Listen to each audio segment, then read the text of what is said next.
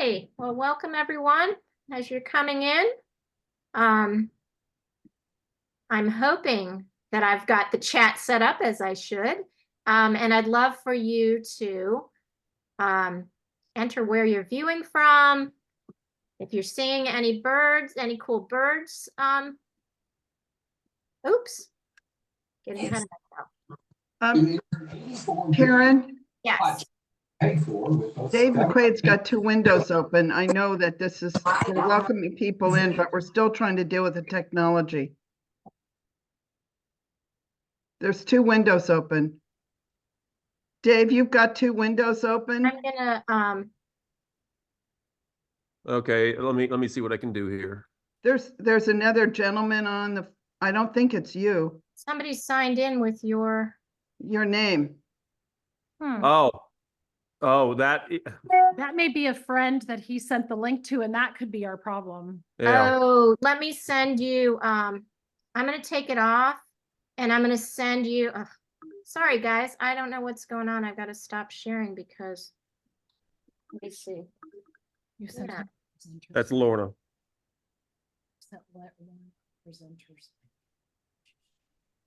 Okay, I will give you in the chat the register. Karen, do we have people coming in? Because we need Yes, to there are see what's people going in. on.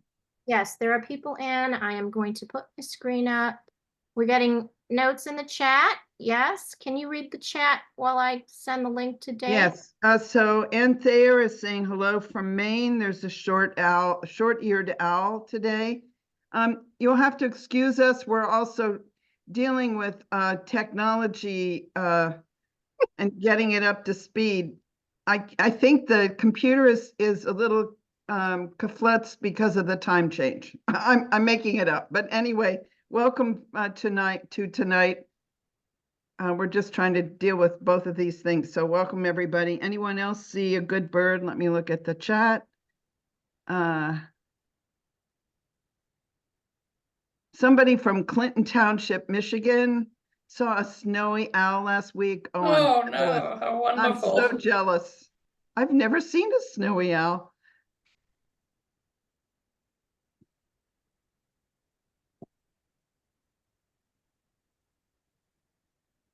I don't have. Anybody else? I'm We have a getting it, big- Dave. I'm gonna So somebody is on from the UK where it's only 11 p.m. instead of midnight.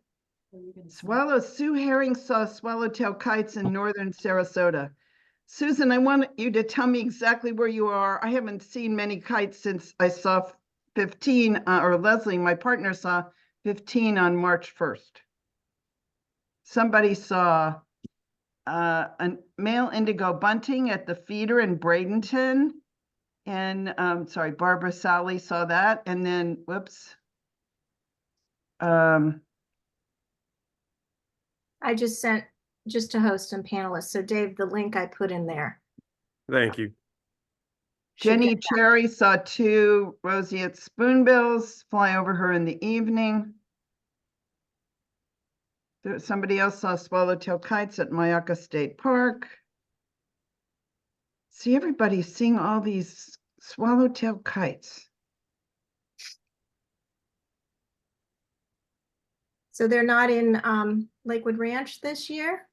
Well, 15 flew over on March 1st, and as some people may know, they've been here for really as long as I've lived here, since 2016, and they haven't been here. I was concerned because of all the development in the drought, but they came back, 15 came back on the 1st, and we saw them where they were going to nest, and then they went somewhere else. So bluebirds in Sarasota, Robin Hughes. Oh, Sue Herring told me exactly where she saw them. Great. And somebody else, oh, Nancy Edmondson saw more swallowtail kites at Curry Creek Preserve and Carlton Reserve. Way south. Cool. Yeah, very cool. Oh, field fair in Wisconsin. Wow. That's actually Dave, right? Dave saw the field fair with Tammy. Wow. Correct. That's amazing. Just yesterday, right? Or Saturday, right? Cool.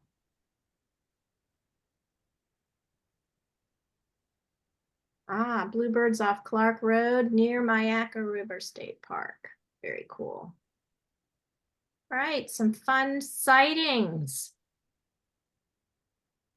And we're up to 73 participants, so welcome everybody. The computer and we are getting used to the time change. Oh, Springfield, Ohio, snowy owl. Very cool. Outside of Delaware last February. Oh, not in Ohio. You're in Ohio now, but you saw this snowy owl last February outside of Delaware. Very cool. By the way, there's a yellow-headed blackbird at the Nature Center feeders in the celery fields. It was spotted Saturday and again today. So if people want to see that rare western bird, go ahead to the Nature Center. He was there last winter, wasn't he? Yeah, it's Yeah. here. It's here in the Celery Fields area every year for the past Right. 3 or 4 years. Yeah. And it's a wonderful bird to get.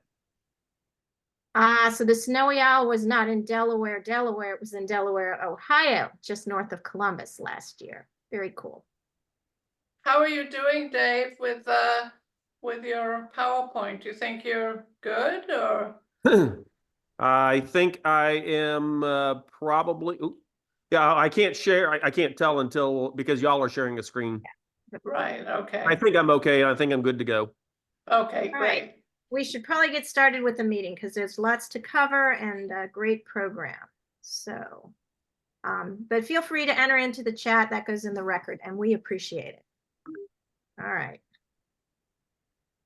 And take it away, Jean. Okay, good evening, everybody. Jean Doobie, Sarasota Audubon president, and it is the time of year when we have elections. The elections actually will occur during the April meeting, this Zoom meeting in April, and board positions, there are 5 board positions that are elected every single year, only for 1 year. So the board positions open are president, first vice president, second vice president, secretary, and treasurer. Now, the current board of elected officials have really been serving for a long time, and we're really looking to have new members come in and help us run this incredibly thriving Audubon chapter. I want to assure you that you shouldn't be afraid or scared of putting your hat in the ring for one of these positions. We would never, ever, ever throw you in the deep end without a lot of help, consultation, and nurturing through the process. And if you do decide to be put your hat in the ring for one of these positions and you become elected at the April meeting, you will see. You will learn much more about Sarasota Audubon, how to run a nonprofit, how an all-volunteer organization functions, and these are really great skills and great. They're interesting, and it would really help and relieve some of us who have been in these positions for many years. So I encourage you to think about it. If you're afraid to put your name in right now, you can talk to any one of our current board members and ask them about some of the functions and any question that you want, actually. If you have a nomination, it should go to dondds@gmail.com. He and Karen Schneider are on our nominating committee, and any nominations go through them. And so at the April meeting, we will tell you who has come forward, and we will then have an election that Karen sets up on SurveyMonkey, I think.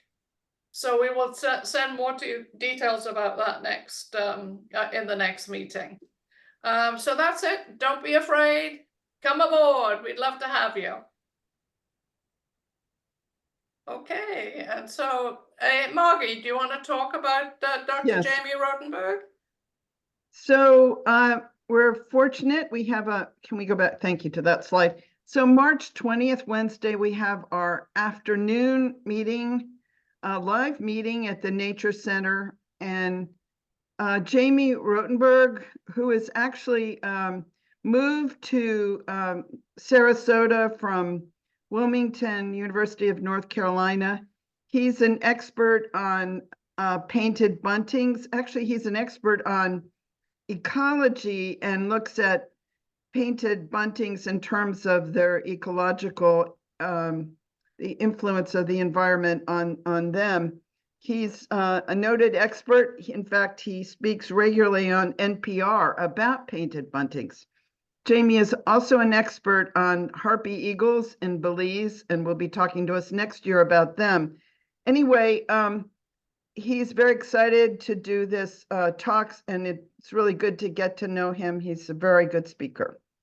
Great. So please come and join us on March 20th from 2 to 3:30. Okay.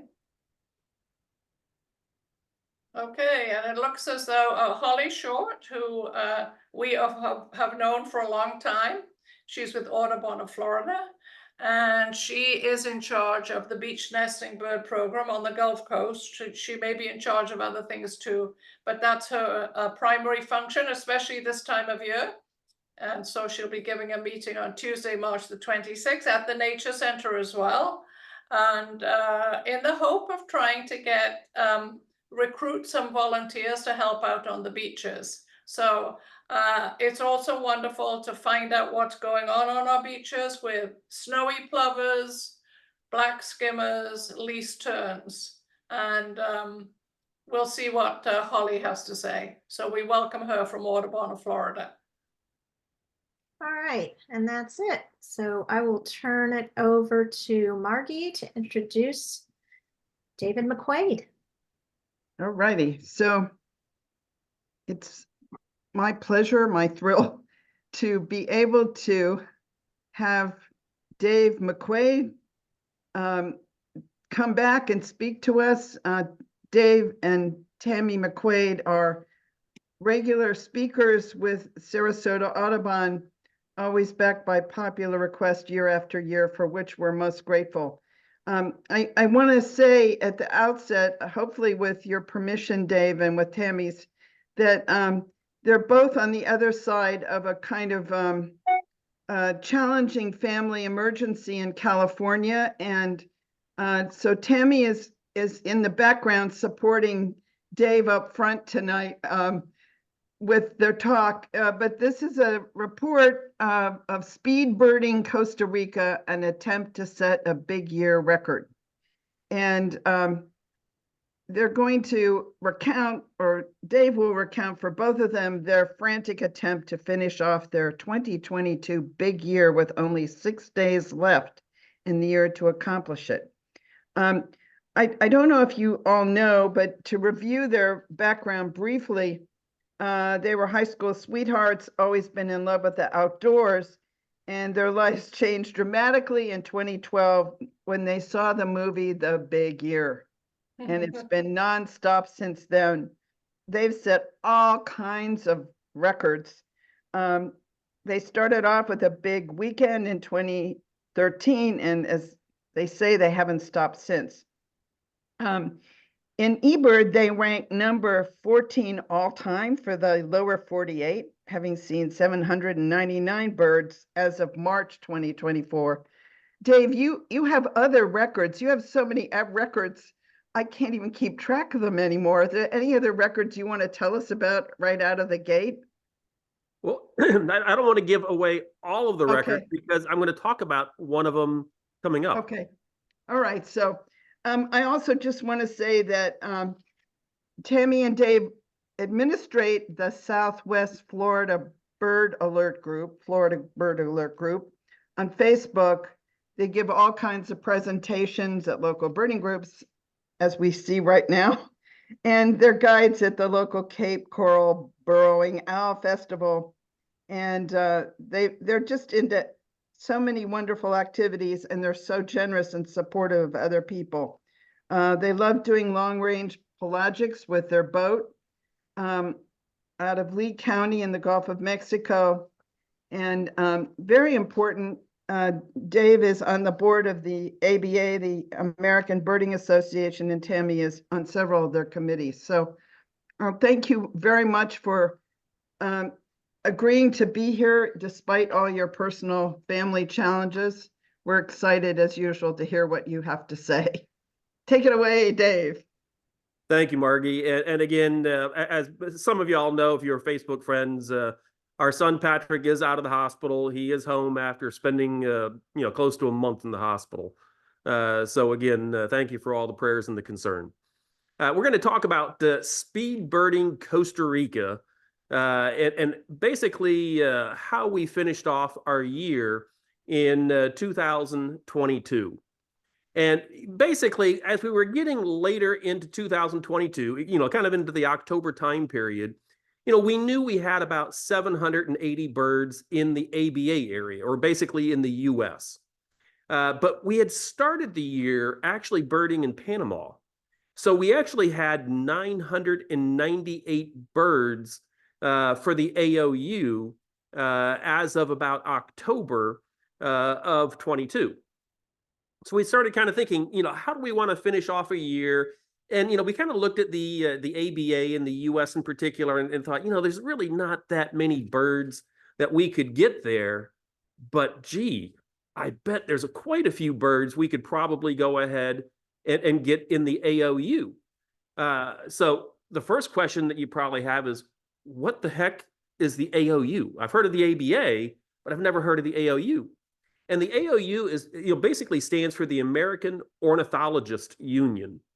And it basically encompasses Canada, all of the United States, all of Central America, and most of the Caribbean.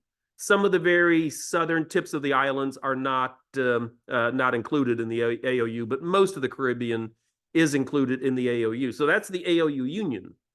So as we started looking into this, we realized that Noah Stryker, in 2015, when he was doing his World Big Year, actually held the record for the AOU when he had 1,186 birds that he saw. So we're sitting there with 998, and we're sitting there thinking, gosh, 188 birds, is it possible that we could potentially get 188 birds in the AOU to potentially tie Noah Stryker and maybe get one more and actually set a record? Now the problem was we had already gone ahead and started the year in Panama. And as we kind of went through and we looked across the entire AOU, we spent several days researching different locations to see, where we would be able to potentially or theoretically be able to get, 888 more birds to set a record. And we really kind of came down to the conclusion that the best shot, because of logistics of how quickly we could get there and how quickly we could get around the area, we really felt like Costa Rica was going to give us our best shot at potentially breaking that record. Now, again, first problem was we had already birded Panama. Panama is right next door to Costa Rica. So we were going to have to sift through a whole bunch of birds to find the birds that we still needed for the year. And that was the first problem we had. But we also have a second problem. And that is every year from about late October through Christmas, we do this great big Christmas light show in our yard where we have thousands of people come through our yard. It's all computerized, about 30 different songs. And we'll have, several of the TV stations come out and we'll do live broadcasts from our yard. So that really kind of takes us from late October through Christmas, when we, on Christmas night, we shut the show down. So that was going to only leave us a couple days. It was going to leave us from the 26th until the 31st to try and set this record. So as we sat there, we started thinking about it. We knew that we couldn't get 188 birds on our own. We've birded Costa Rica, many times before, multiple times on our own, but we knew to get that many species in light of the fact that we already had over 257 species that we had already seen in Panama next door, that we were going to have to be very specialized and have, help, that really had good local knowledge. And that's where we started researching to try and find a guide, that would be a hardcore guide that would start, before sunlight and be willing to bird after dark. Somebody who was really well organized, could really go through and do the research and set out a well thought out game plan, so we could be as efficient as possible and maximize our birds in what was literally going to be 5.5 days, because it was going to take us half a day to get from Fort Lauderdale, down to San Jose. So immediately I went through and I ran our target list off of eBird, and I sent it down to Anthony to start researching. And the most probable bird that we were going to get was a scarlet rump tanager, and it was being seen in about 26% of the checklist, so that wasn't too big of a deal. But as you got further down, the probabilities really started to shrink to where by the time you got down to the number 100 bird, it was only being seen on 2.3% of the checklists, and the number 188th bird was being seen on less than 1% of the checklist. So it was a little bit of a daunting task, but we felt like it was a challenge that we wanted to take. Anthony was really excited about the challenge, and he seemed like he was up for the task. So, that's the way we planned. Anthony went through and he sent us out a list in advance of all of the different hot spots that we were going to go ahead and visit, so we could start studying in advance, with the idea that we would know each day where we were going to be. We could learn the birds so that we could quickly, ID the birds and move on to the next spot as quickly as possible, because again, this was going to be a time crunch. So it was really helpful to kind of have things lined up in advance for us. So we landed on the 26th around lunchtime in San Jose, which is, I think, hopefully you can see my cursor, which is down here in the middle. And the game plan was for us to head north and kind of bird our way north to the northernmost point of this 5.5-day trek, where we were going to spend the night in La Selva. And the first spot that we went ahead and stopped at is actually where we had lunch. And it's a place called Cinchona. And if you've never been to Cinchona, first of all, their chicken and black beans and rice is phenomenal.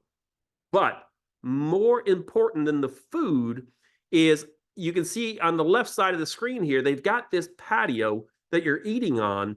And behind the patio, they set it up with feeders where they're constantly putting out fresh fruit. And as you sit there and eat, you've got these birds that are coming in real close to you, just giving you incredible views. Things like the prong-billed barbet. I've got a picture of the red-headed barbet female, red-headed barbet male on the bottom. Again, one of the best places that I've seen in Costa Rica to see these barbets, especially this close. We had tons of hummingbirds that were coming in and out.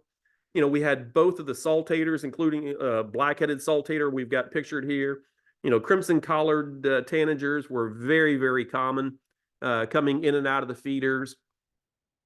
However, probably one of my favorite birds here is the northern emerald toucanet. Again, you just get views that you don't see elsewhere in Costa Rica that are this close. Or the red-legged honeycreeper. When they're 5-10 feet in front of your face while you're sitting there eating, and they're hopping around eating at the same time. And it's also kind of interesting that this place, it'll occasionally bring in vagrants. And we were quite fortunate to have this yellow-winged tanager pop in. This is a bird that normally is found in like Nicaragua and north. They don't pop in very frequently into Costa Rica, let alone central Costa Rica, near the capital, because Cinchona is only about 45 minutes away from the airport. And it's so fun because there's so many birds coming in and out that you actually get to see the birds interacting, where we can kind of sit there and see this clay-colored thrush trying to tell the red-headed barbet who's boss. We worked our way on up to La Selva, where we finished the first night with 1,016. We had a long way to go to get to our goal of 1,187 birds by the end of the day, or by the end of the year. The next day, we were going to go ahead and basically wake up at La Selva, which is on the northernmost part of our range that we were going to cover. And La Selva in Spanish just simply means the jungle. And again, just some tremendous birding up there. We've got, the bare-throated tiger heron, which has now become a fixture in southern Texas. Cinnamon bacards. I mean, we had a lot of birds that we got to see at La Selva. Now, La Selva, the birding is phenomenal. The accommodations, a little bit more, shall we say, rustic. Again, you're at very low elevation here. So even in the wintertime, it was hot. It was a little on the muggy side. They didn't really have any fans in the room. There was no AC. The bed, maybe a little bit on the hard side. Again, pretty modest accommodations, but the birding was just literally incredible here. Again, the trails, you can see the trails are predominantly very well maintained, or actually like a concrete trail to walk down. So very easy birding here. And again, just incredible birds, lots of trogons. The russet-naped woodrail was a lifer for us. The ochre-bellied flycatcher was a lifer. We just had a tremendous amount of birds that we saw here. At lunchtime, we decided to go ahead and go into town to grab some food. And if you talk to Tammy, or if you talk to our friends Erie and Jennifer Warren, I have a saying: we're birding here, people. We're birding. Focus, focus. We're birding. And it's so true. You always have to be birding. We happen to be we were in the middle of town. We get out of the car. We start to walk into the restaurant where we're going to have lunch. And I look up, and there's a king vulture flying overhead. And fortunately, I had my camera around my neck, and I was able to quick grab a couple photographs, because this was the only king vulture we saw of the entire trip. And if we had not been constantly looking and birding, it would have been very easy to have missed, this bird and missed this photograph. After lunch, we went over into an area called Sarapiquí. It has a lot of grasslands along with a river that runs through there.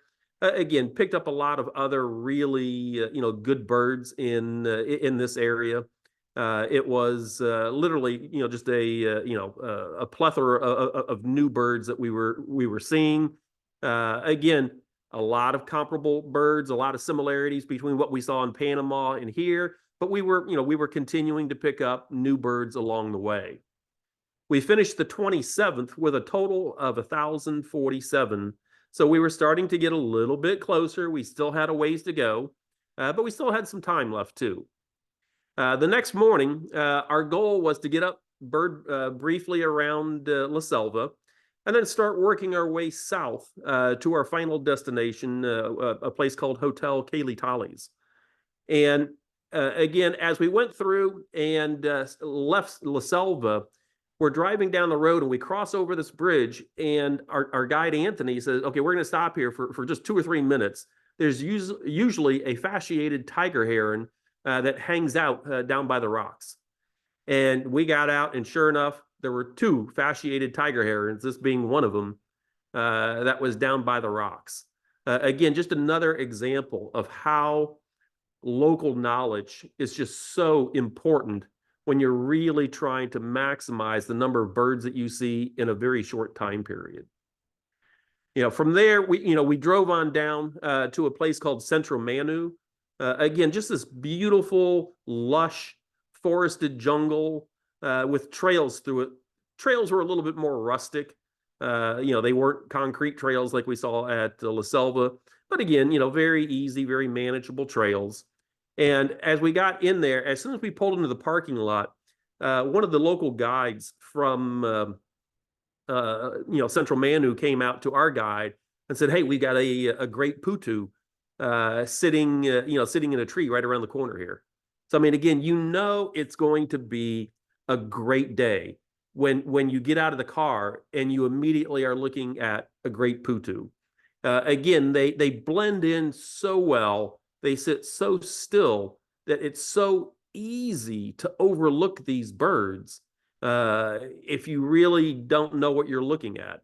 So again, we were very fortunate. We got a great putu, literally right out of the car. We ended up, seeing, our lifer green ibis, just a gorgeous cousin of, our glossy and, white ibis down here. They have beautiful hummingbird gardens. Probably one of my favorite hummingbirds in Costa Rica is the black-crested coquette, where Tammy was able to get just this fantastic shot, showing the black crest on it. But that's not the real reason why people go ahead and go to Manu. They go there for the bare-necked umbrella bird. And this is a very rare, highly sought-after bird in Costa Rica. And it wasn't easy. I mean, we had the local guide along with Anthony and Tammy and I looking probably for a good hour, and we finally came across, the umbrella bird. And again, Manu is just known for being a place that you can consistently, if given time, you can find, the bare-necked umbrella bird. So again, we were just ecstatic, as you can kind of tell in the, we had to do a selfie here to celebrate, getting the umbrella bird. But we didn't have time to celebrate too long. Immediately, we had to head back to the car and move on. And we pulled up into a town called La Suiza. And, we pulled up next to some buildings. And at first, I wasn't sure, was Anthony going to run into the store next door and like get a drink? Did he have to go use the restroom or what he was doing? And he gets out, he puts his binoculars on. He said, "Okay, underneath this little bridge that we just crossed over, there's usually a sun bittern." And I'm sitting here thinking, this is just a tiny little ditch. I mean, it's maybe like the ditch is maybe 6-7 feet across. And sure enough, we got out, we looked up underneath the bridge, and we had a sun bittern. So again, another example of just how important local knowledge is to a situation like this. We drove a little bit further down, closer to to our hotel that night, and we were passing a ranch, and he said, "We're going to stop here just for 2 or 3 minutes, and we should be able to pick up a red-breasted meadowlark." And I didn't know what a red-breasted meadowlark was. That was one I hadn't studied. But I sat there and thought, "Oh, wow, this sounds like a really cool bird." And it actually is a very cool bird. And sure enough, a couple minutes, we were able to see a couple of these, red-breasted meadowlarks. And again, back in the car because we had to be at Hotel Kaylee Tolly's before sunset. It was critical that we got down there before sunset. So we pull into Hotel Kaylee Tolly's. We've got about an hour before sunset. We get checked into our room. As much as we weren't really fond of La Selva, we love Kaylee Tolly's. The picture on the left is actually the picture of our sitting room in our room that Tammy and I had, looking out at the jungle. Birds were hopping all through those trees. My big regret is that we didn't spend several days at Kaylee Tolly's. It just looked like a gorgeous place. The food was fantastic. The accommodations were fantastic. The birding was fantastic. Just an awesome place. So we dumped off our bags and we immediately started birding our way around. And Kaylee Tolly's is known for hummingbirds. they just have a huge variety of hummingbirds that that visit the the gardens there.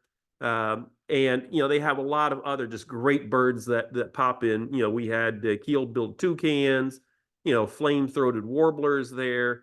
Really just a fantastic birding location. But that's not the key. People go here because of two birds. And there is a greenbacked lancebill that likes to visit the waterfall. Unfortunately, he was not cooperative on the day we were there, but we actually happened to have the opportunity. A friend actually took us back there in April of 23 when I was able to get this photograph. But the real star of the show here are scaled antpittas. Again, these are birds that are typically very, very shy. They typically, hang out, deep in brush. You just don't get to see them very often. But the groundskeeper at Kaylee Tolly's has been putting earthworms out in strategic places behind the platform that you see on the left-hand side. And every night, right as it's starting to get dark, the family comes out and they start eating the earthworms, putting on an incredible show that you really would not get anywhere else. And this family has become so popular that the matriarch of the family is actually they've named her Lulu. And I don't know if you can see it or not, but actually my binocular strap is actually a painting of Lulu. So again, this hotel is just known for being the place to go to see a scaled antpitta. So again, we were just very, very fortunate to have 4 or 5 minutes watching these birds kind of hop around and eat the earthworms before they scurried back off, as it got dark. We went ahead, finished that night, with 1,067 birds. We were continuing to chip away at our goal of 1,187 birds. So our game plan was we were going to go ahead, start off the next morning, and bird the trails around Kaylee Tolly's. And there's a trail system that kind of goes up and around the property, kind of taking you more back into the woods. In the hour or so that we had of sunlight when we arrived the night before, we just really kind of birded the gardens where there was more light and got into position to see Lulu and the family. So that morning, as soon as we woke up, we hit the trails and we started hiking around. And there were just a tremendous amount of bird life, everywhere. Again, we just had a fantastic, time, including seeing the sooty-faced finch that we've got here. As we left there, the game plan was we were going to work our way west before we started heading south, getting down into the San Geraldo de Dota Valley area in Savegre. We went ahead and once we got into San Geraldo de Dota, it's kind of a highland area where the elevation in the area is 7,000+ feet in the valley. And they've got mountains that go up over 11,000 feet in the area. So as we got into the valley, we started seeing some great birds in the valley itself, like the dark peewee and spot-crowned woodcreeper, volcano hummingbird. But ultimately, the reason why people go to this area of Costa Rica is to see the quetzal. And over the years, Tammy and I have seen I think a total of about 11 different quetzals. We've heard several more on top of that.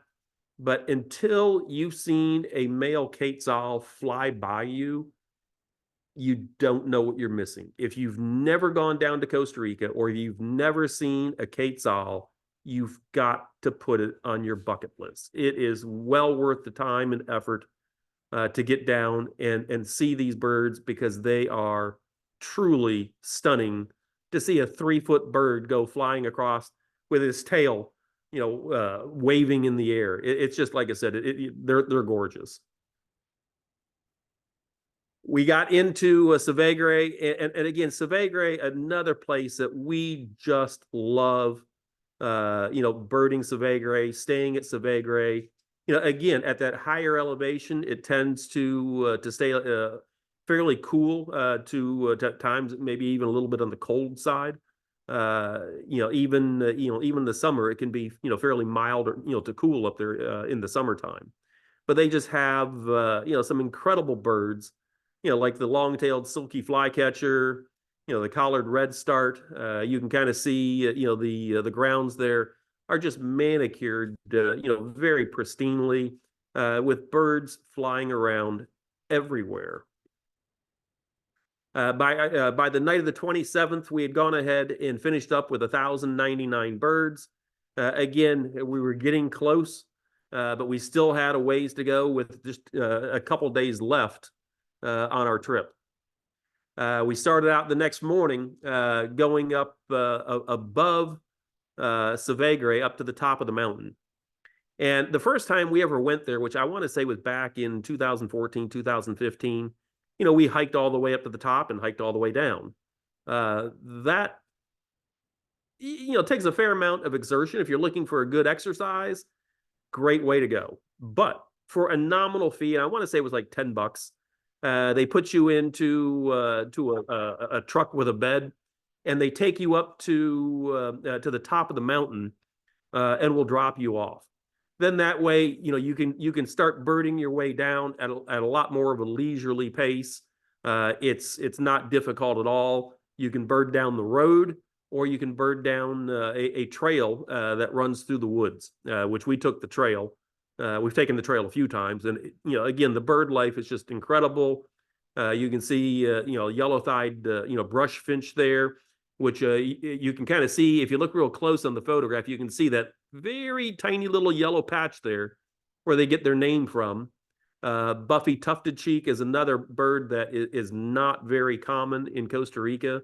You can see that there. Again, just incredible birds. Sooty cap chlorospingus, Costa Rican pygmy owl, black cheeked warbler. We were just picking up a lot of very, very good birds, coming on this hike down. Out in front of Savegre, there is a stream that runs by, and if you look at it, if you were to teleport in to Savegre and just look at it, you would say, "Oh, gee, this kind of looks like something you would see in the Rocky Mountains in Colorado." Again, it's a fast-moving stream that kind of runs through the valley there, and again, just like in Colorado, how they've got the American Dipper up there. They've got American Dipper in Costa Rica too, but they also have what I like to call a sister bird, called the torrent tyrannulet. And while they're technically not related at all to the Dipper, you kind of would think that maybe they are related simply because of the fact that they act, fairly similarly. They're hawking insects down at the river. They're hopping around rocks. Occasionally, you'll see them hop in the stream and stuff like that.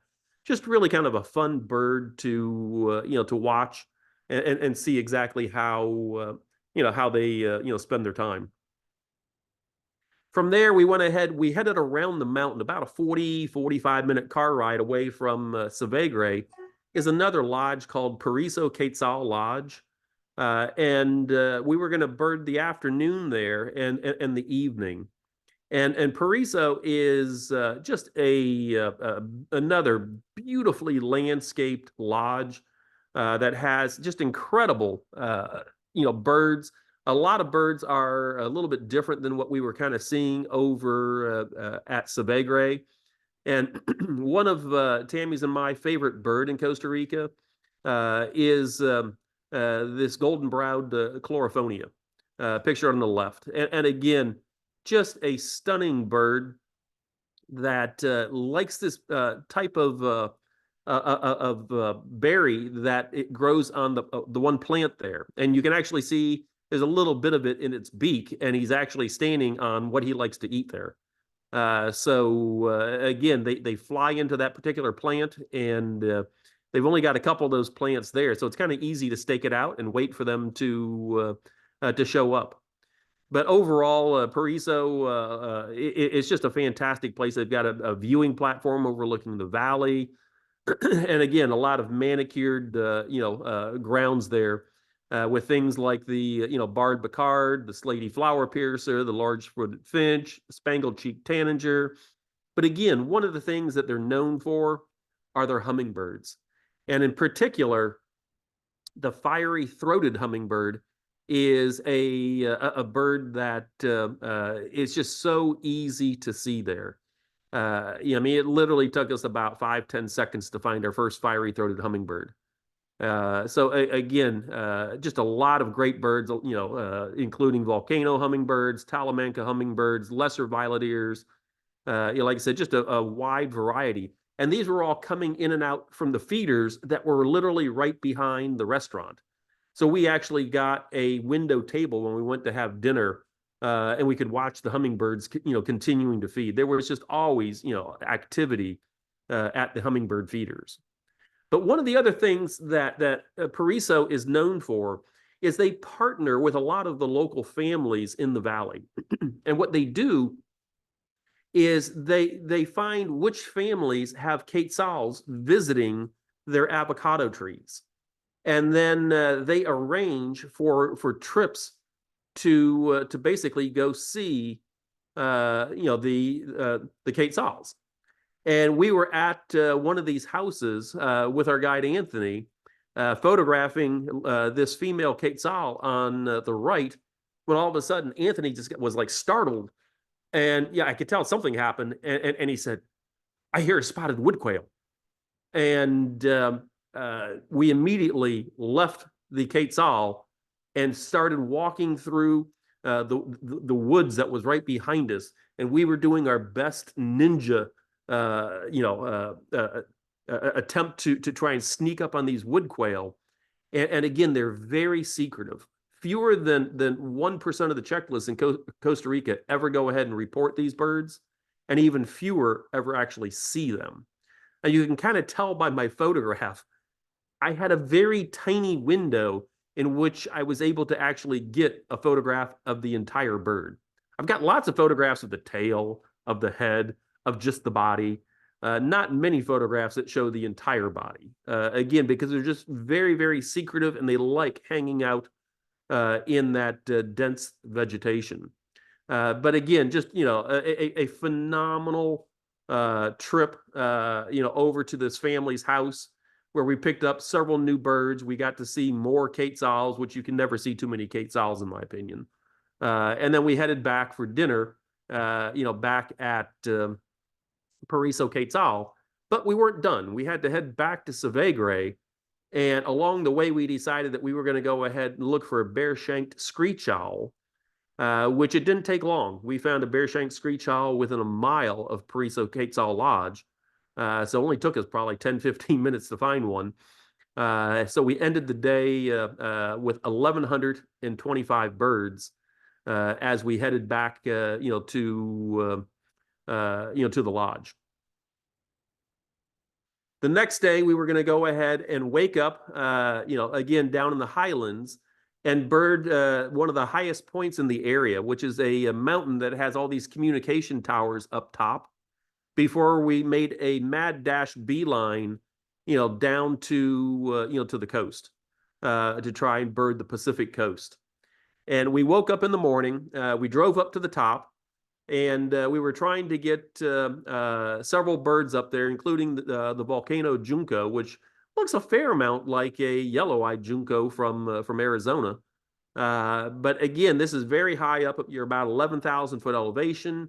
It was freezing. And it's hard for me to sometimes fathom that here we are in the tropics, and it's in the mid upper 30 degrees. And Anthony was telling us that this is the only place around, that actually will get frost, in the wintertime. But within a couple hours, we had worked our way from being in the 30 degrees with 20-25 mile an hour wind down to the coastline, where it was 90 degrees with no wind.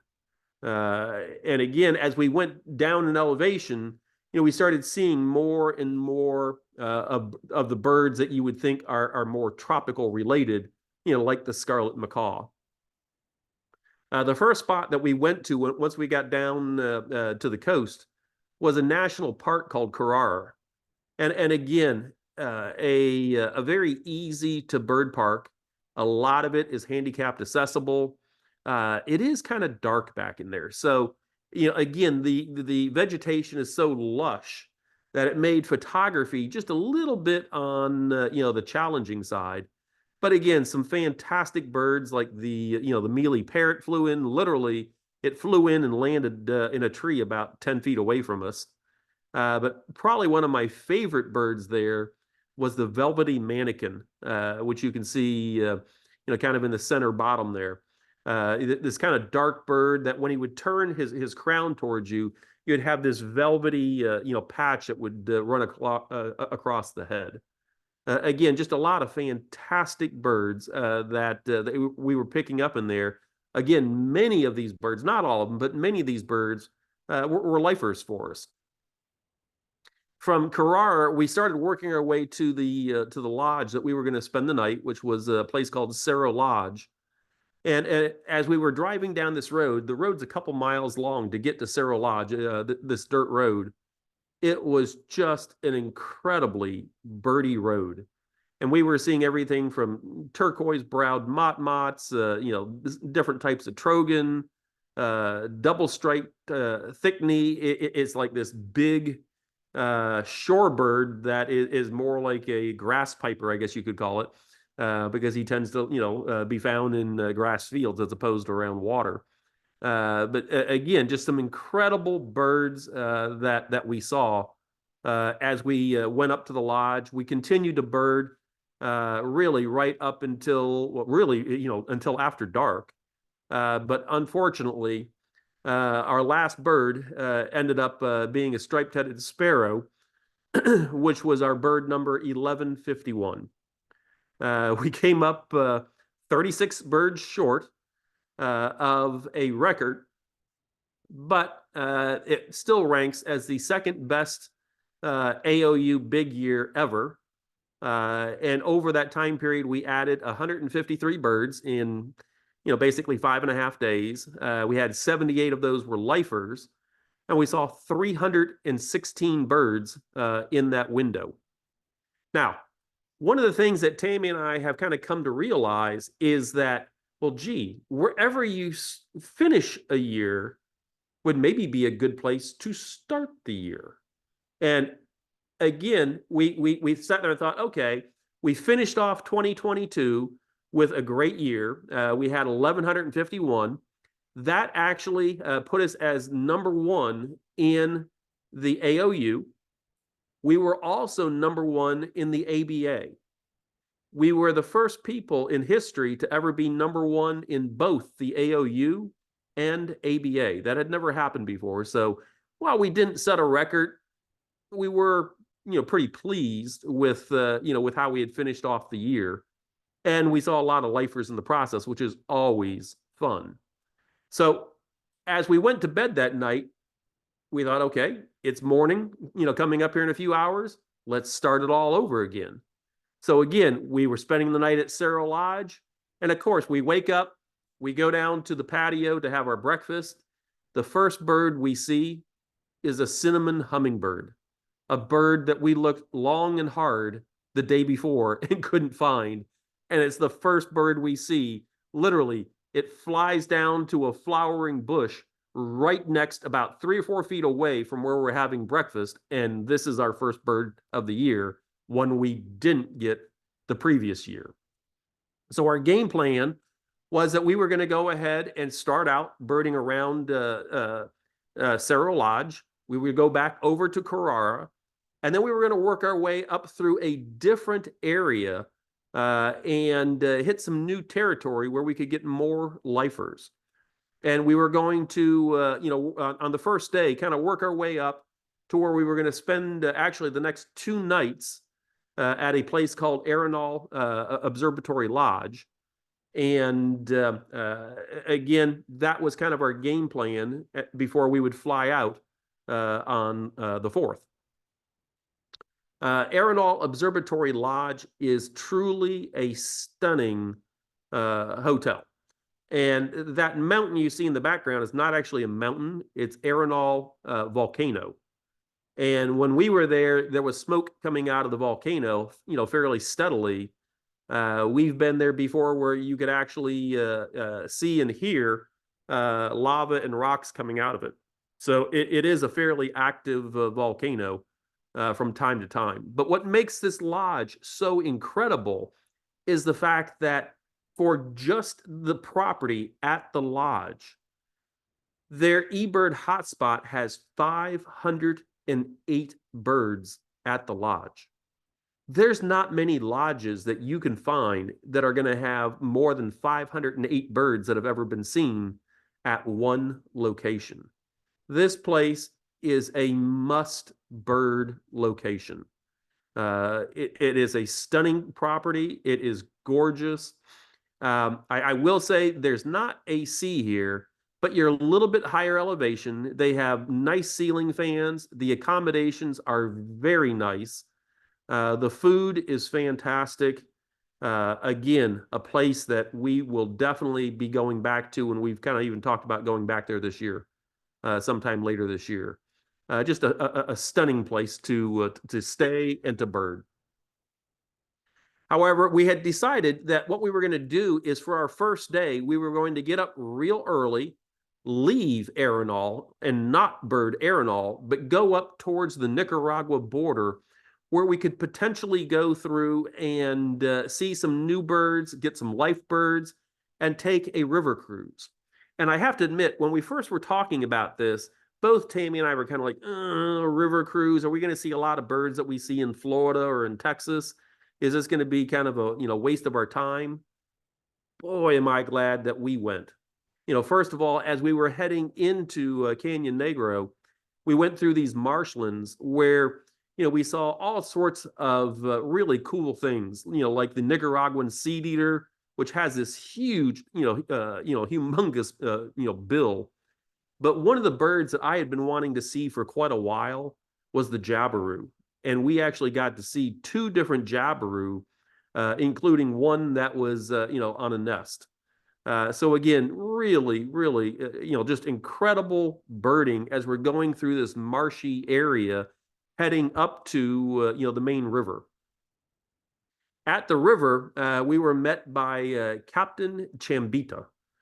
And he has this boat that he runs tours up and down the river, which you can kind of see the river in the background, and that's our guide Anthony on the right. And what makes Captain Chambita a little different is that most of the boat captains on the river, they specialize more in fishing. Chambita goes through and really knows his birds, really has these birds pinned down, and has contacts along the river to help kind of tell him where specialties are. And it was just a phenomenal trip. We got to see things like the yellow-breasted crake, which was in this tiny little area that literally just had some grass growing in the shallow water that he was able to get his boat up into. And, they played a call and, a couple crate came running out and we got to see them for a few seconds before they ran back into, the weeds and the grass and disappeared. And I was especially impressed with Chambita's, boat handling skills. He knew exactly how to go ahead and go upriver of a bird and let the current drift us back to the bird. And once we got close, then he would use the engine to kind of keep us motoring in place to keep a good distance without encroaching on the bird. So we could just get these incredible, views, incredible photographs of these birds. Really, just like I said, it was a incredible day. And along the way, we got to see some really rare birds like the gray-headed kite. A gray-headed kite. I've talked to several people that have made numerous trips to Costa Rica looking for the gray-headed kite. They've never seen it. I was talking to a guide the other day and a well-known book author who has spent a fair amount of time in Costa Rica, and he had seen our photographs of the Agami heron, and he said, I have to admit, I'm really jealous. He said, I have tried and tried and tried to find this bird, and I've never been able to see it. And it was kind of funny because as we were going down the river, Chambita said, all right, we're going to go up here. We're going to kind of make a little curve around the bend, and there's going to be a little tiny little lagoon up, to our right-hand side. And he said, I think there's going to be an Agami heron in there. And sure enough, we kind of pull around, and there it is. Just an incredible view of a very, very rare and very special bird, at Canyon Negro. A little bit further into the trip, I see Chambita, back and forth on the phone, talking to some people. And he says, okay, I've got a couple more birds we're going to go see. And he pulls the boat up, and he literally lands the boat, on shore. And he said, okay, we've got a 5-foot walk. 5 feet? Yeah, 5 foot. We literally took 5 steps. We got out and we looked up, and there was a common putu, sitting on a branch that he had been informed of by basically one of his informants. We hopped back in the boat and went just a little ways down the river. And he said, okay, we're going to stop for another bird. We've got to get out. And, it's just a couple steps and we'll be able to get you another lifer. And literally we got out of the boat, and there's a little kid that's pointing up there at it. So obviously Chambita had called the kid. The kid had found the owl, so that, Chambita knew exactly where it was. And we get out and we hop out and we get, again, great views of this Pacific screech owl, which both of these birds were lifers for us. Again, it just goes to show that when you've got people that really specialize in birds, it makes a huge difference. I guess the bulk of the river captains are more specialized in fishing and in the caimans and crocodiles and stuff like that are up and down the banks. Not that many really specialize, according to Anthony, in birds. So again, it really pays to have a guide that knows the area. On our way back home, by the time we got back to Arenal, it was already dark. But hey, we were still birding, and we were able to find this black and white owl literally about 100 yards away from our room at Arenal. Again, just a gorgeous, stunning bird. We had actually heard these in other locations, but this was the first time we actually got to see one. And again, really thought they were a pretty cool bird. Which the next day we were going to spend 3/4 of the day birding Arenal, which again did not do Arenal justice. But again, we were on a time constraint. And behind the restaurant, they've got this big patio deck that overlooks the feeders. And it also happens to overlook Arenal volcano. And again, that morning, the volcano was smoking a lot. And Tammy and I were out there because it was really the first time we'd ever had a completely clear view of the volcano. So we're out there taking videos of the volcano. And our guide, Anthony, heard a golden-bellied flycatcher calling in the distance. So he got his speaker out and he played a golden-bellied flycatcher call. And much to our surprise, the bird literally flew in, and as you can see on the video there, landed on Tammy's phone and started calling back. It was, I think, one of the highlights of the year for Tammy to have this golden-bellied flycatcher come in and land on her phone. It was it was a pretty special moment. So again, just tons of birds at the feeders here. Where again, you get great views of these birds. Things like crested guan that are typically in most places, they're running off into the bushes as soon as they see you. At Arenal, a lot of these birds are very, very accustomed to people. They're very accustomed to the manicured lawn and landscape that they have there. You can kind of see Anthony in this photograph. I put the photograph in there not so much to show Anthony as it was just to show how nicely manicured the property is. And again, we had seen great curassow in both Panama and in La Selva, but in Panama, we only would hear them. They would never come out of the thick, thick brush. And in La Selva, we had one that went running across the path, never to be seen again. Here, they're out, hopping up in the feeders and eating. You had emerald tanagers, bay-headed tanagers coming into the feeders. I mean, it is if you didn't want to hike or walk or do anything, or if you had somebody that really didn't have the capacity to walk, a place like Cinchona and a place like the feeders at Arenal would be a place you could go and see some incredible birds and not have to walk more than 20 feet. So again, just an incredible birding experience there. As we went out around the property, we were seeing collared aracaris.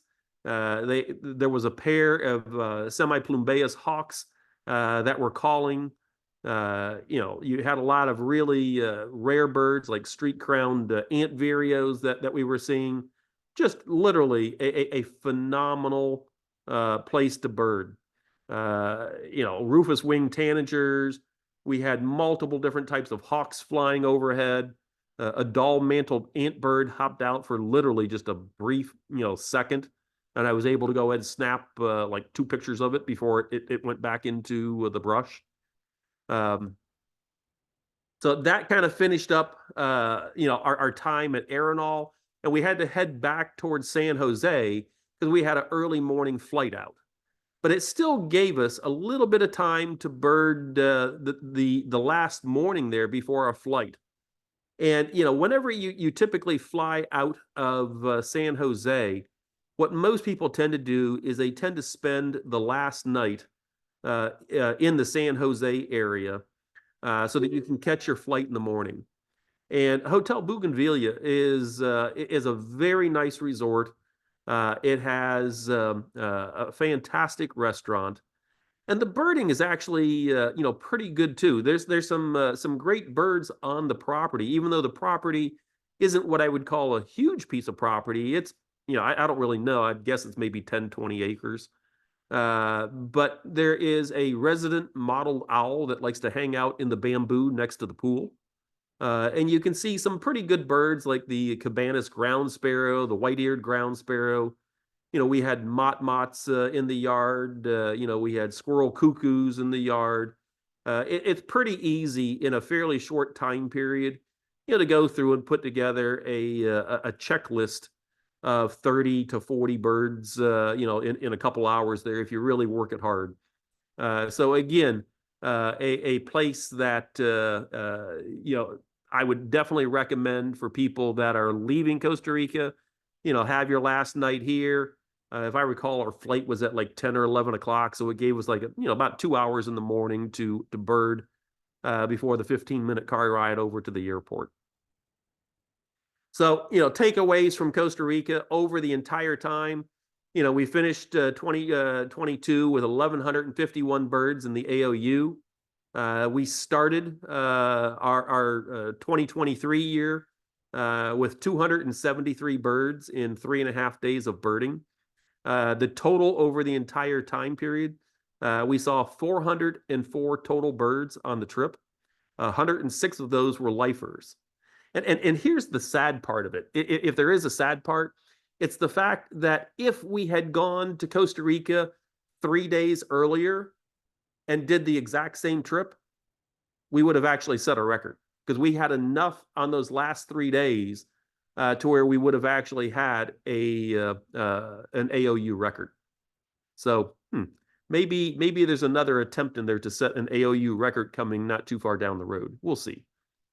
Again, it was also kind of interesting that because we started there and we ended up getting invited by a friend to go back with her to Costa Rica in April. And then in July of last year, we spent some time in the Yucatan birding. We actually ended up, again, being #1 in the AOU last year. Didn't have quite as many birds. We finished with 1,094 birds.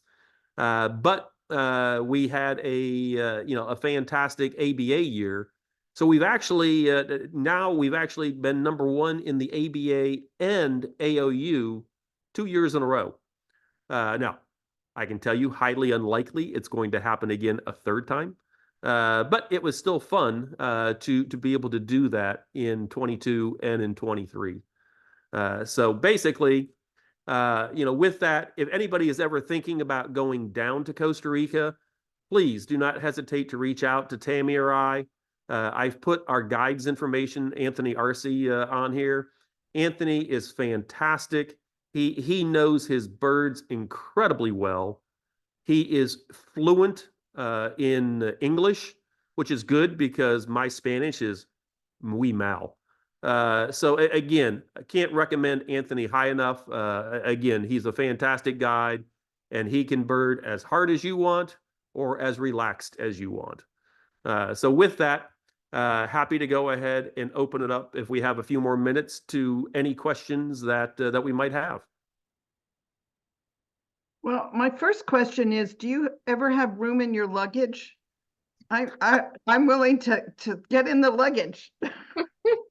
It just sounds like so much fun what you both do. I tell you, it really is. We're very fortunate. We feel very blessed to be able to do what we do, and overall, it's fun thinking up the next trip. As I said in the comments, I mean, we were able to run up on Saturday and get the field fair and come back. There's just so many incredible birds out there, in the U.S. and in North America, let's call it, or AOU,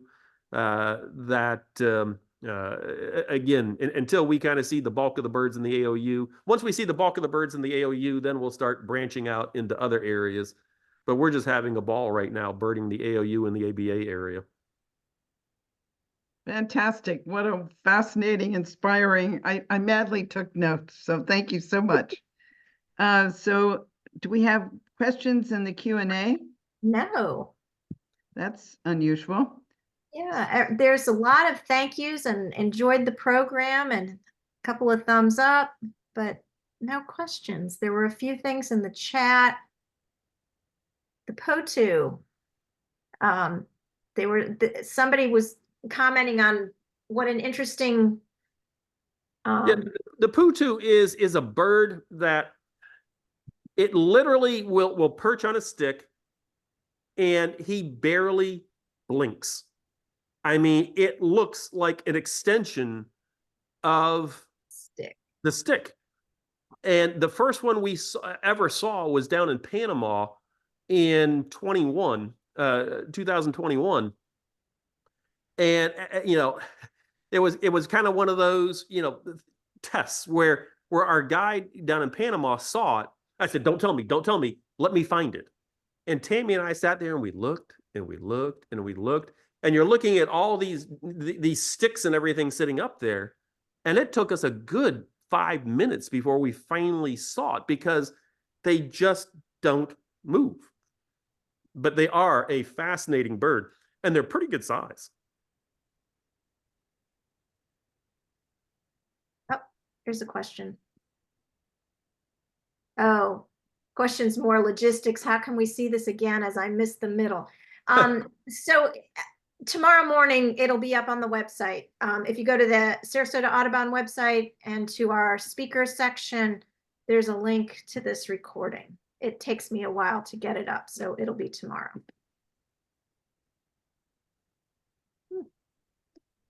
Jean, you're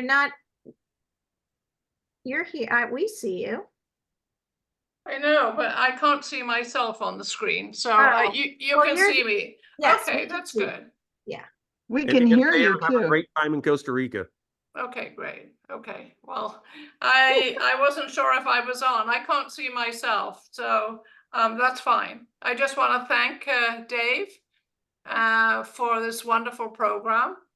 I've been to Costa Rica a few times, but I'm ready to go again because I haven't been to some of those lodges that you were talking about. So that would be wonderful. Maybe we can organize an Audubon trip down there. It would be very, very good. Yeah. So, There is one question came in. Jenny Cherry wants to know, did you have to bring snacks, eat and travel and take photos? We brought no snacks. We basically kind of ate on the fly. I mean, we always had, good food. We always sat down and ate food.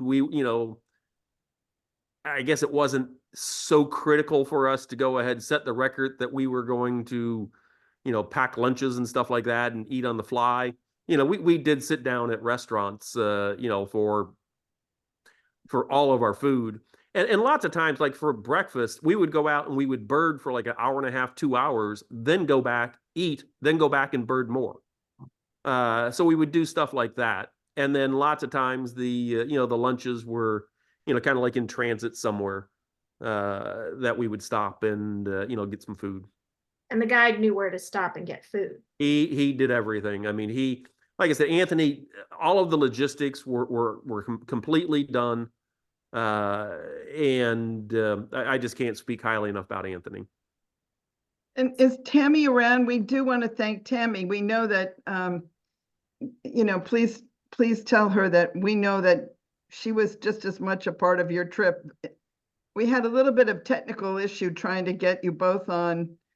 But thank you. You did a great job for both of you. But Well, I do want to include Tammy in our thanks. yeah, I mean, she was obviously instrumental in not only helping with the presentation and getting the slides and everything put together, but obviously in actually, birding with me in 2022 and 2023. All right. Well, thanks again. I'm going to share screen so we can. Thank you again. Yeah. Where Our is- pleasure. Here we go. So we need to talk about the speaker for next time, right? Yes. Yes. Current slide. There we are.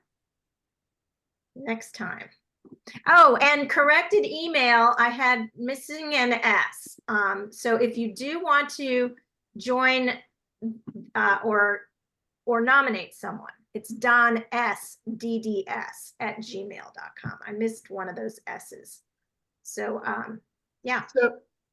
So unfortunately, our April speaker, we're actually Melissa's with the county, with the National Parks Association, and she was called to Washington for what sounds like a very important meeting. So we're going to try to get her back for June. We normally don't necessarily have meetings in June, but we're going to try to get her for June if we can, or into the fall. So Damon Moore, many of you may know, he's beloved of many of us for his work in Manatee County with Robinson, Preserve. Perico. Yeah, and now he's running his own organization with the incredible importance of growing oysters along rivers and how important that is for the ecology of the whole area, especially as developers seem to have a great fondness for cutting down mangroves. So is there anything you'd like to add, Karen? You know Damon Well, better. yeah, he's an amazing restoration biologist, and he'll be talking about the oysters in the Manatee River, which was once upon a time known as the Oyster River. But he'll also talk about the birds that are in the oyster areas as well. So everybody's gonna get a lot out of it, and he is fun. You'll be Yes. laughing. He's an entertaining science speaker. He is very entertaining. Yes.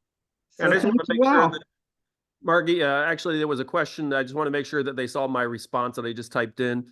The Great. best place to see the Quetzals is up in the San Geraldo de Dota Valley, and Savegre Hotel is the place that I would stay.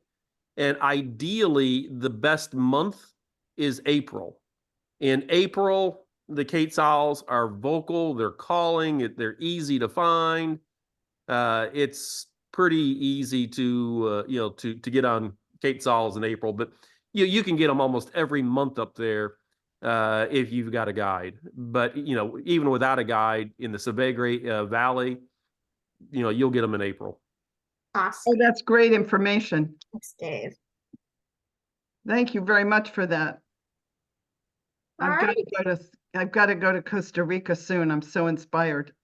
I have a big photo of Quetzal right behind me as inspiration. Well, thank you all, everybody, for joining us today. It was really wonderful having you. And thank you to the McQuades, of course. And thank you, Margie, for the program. And for Karen for keeping us on track here. So it's just great. So All we'll right. see you soon. We'll see you Yeah. next year, Dave, after your forward to it. next adventure. Find out what's next. Yeah. Okay. Thank All you. right. Okay. Good night, all. Thank you very much. Good night, everybody.